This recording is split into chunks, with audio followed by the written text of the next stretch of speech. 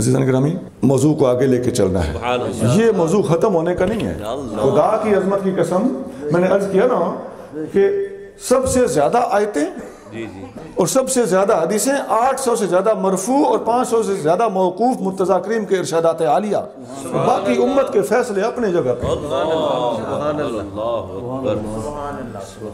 یہ ہے جی وَسَيُجَنَّبُهَا الْأَتْقَى کی پہلی تشریح۔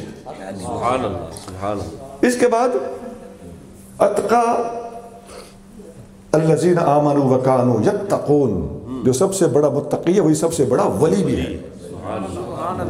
اچھا، ویسے جو میں نے پہلے افضلیت بیان کی ہے اس میں بھی آپ نے دیکھا ہوگا قدم قدم پر ولایت صدیق اکبر نظر آ رہی ہے۔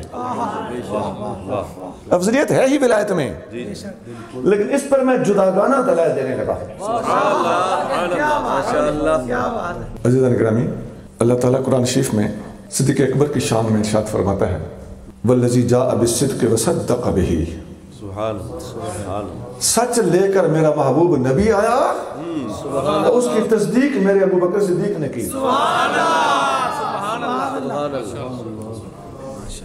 تو جو تصدیق کرتا ہے نا، نبیوں کی تصدیق کرتا ہے، صدیق کا لقب پاتا ہے۔ حدیث میں آتا ہے نبی کریم صلی اللہ علیہ وآلہ وسلم نے فرمایا کہ لما اورج بی الی السماء فما مررت بسماء الا وجدت فیہ اسمی محمد الرسول ابو بکر الصدیق خلفی، میں نے ہر آسمان پر جب میں گزرا تو میں نے ہر آسمان پہ لکھا ہوا دیکھا، میرا نام محمد الرسول اللہ لکھا ہوتا تھا، میرے نام کے فوراً بعد ابو بکر صدیق لکھا ہوتا تھا۔ مسند ابی یعلا کے اندر حدیث موجود ہے۔ اور جب آپ صلی اللہ علیہ وآلہ وسلم معراج سے واپس تشریف لائے تو آقا صلی اللہ علیہ وسلم جبریل امین سے پوچھا میں یصدقنی، میں اگر لوگوں کو بتاؤں گا کہ میں نے معراج کی ہے تو میری تصدیق کون کرے گا؟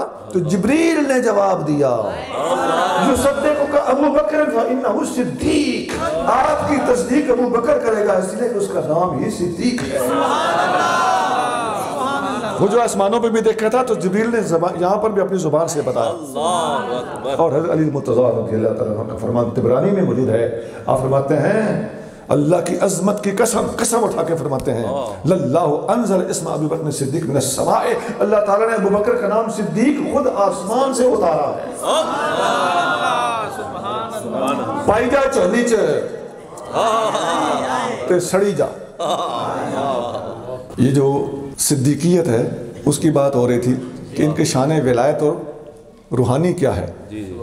تو آپ کا نام صدیق قرآن وصدق بہ، صدیق کو صدیق قرآن کہہ رہا ہے، آسمان کہہ رہا ہے، معراج کہہ رہی ہے، علی المرتضیٰ کہہ رہے ہیں۔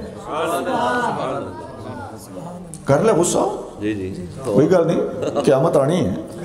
اللہ